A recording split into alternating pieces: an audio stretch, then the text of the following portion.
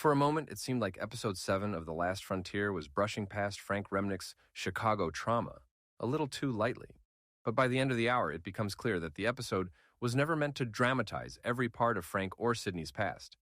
Instead, it focuses on what matters most: Frank's deep grief, Sidney's complicated connection to Havlock, and the way all three major players are shattered yet fiercely determined. In hindsight, it's far more effective that the show didn't dedicate entire standalone episodes to Frank's painful history or Sidney's long-running plan that may trace back to her father's politics. Their stories are woven together not because of shared history, but because Alaska itself forces everyone's paths to overlap. Is Vincent Thiago connected to the CIA? From the start, it's obvious that Thiago won't talk. Whether he's CIA or not, he carries the experience and silence of someone who has lived in the shadows for a long time. Frank's Chicago buddy could barely find a single picture of the man online, which speaks volumes. Thiago is practically a myth, but Jane and Briggs uncover several old photos of him in a 1997 parade, which only deepens the mystery. Sidney is convinced she can get a confession out of him, but it's Frank's threat, involving a judge willing to bury Thiago under federal charges, that hits harder. Even so, Thiago remains calm, almost eerily unbothered, even when reminded that identifying anyone in the photo could expose his real identity. Thiago doesn't come across as CIA. He reads more like a radicalized domestic extremist who fully believes in his violent crusade. His silence seems rooted in martyrdom.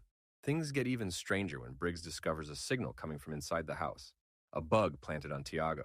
Sidney blames the CIA immediately, and while she isn't completely right, she isn't fully wrong either. Thiago might not be working for them, but the CIA is definitely invested in tracking him. A tense conversation between Jacques and her superior suggests that Thiago, Sidney's father, and Jacques all share knowledge of something that must be kept far away from Sidney. Thiago is even described as her father's prodigy. Of what exactly? Some rogue Havlock-related program?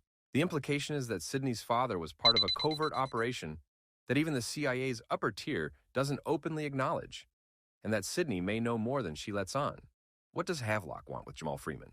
Briggs proves once again that she's the group's chaos magnet when she informs Frank about Henry Rattlebones Patton's capture, right as the massive fugitive shows up in person. High on bath salts and drilling holes in walls to connect them, Rattlebones nearly kills Frank before being electrocuted when the power kicks back on. Meanwhile, Junie cracks the Deadman switch connected to Archive 6, freezing the countdown without triggering it.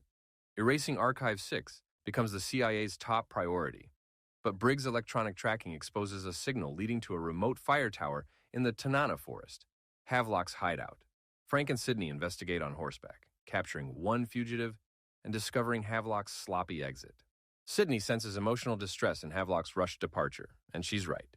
After the CIA locks him out of Archive 6, Havlock storms off to confront Jamal Freeman, an airman selling classified intelligence online.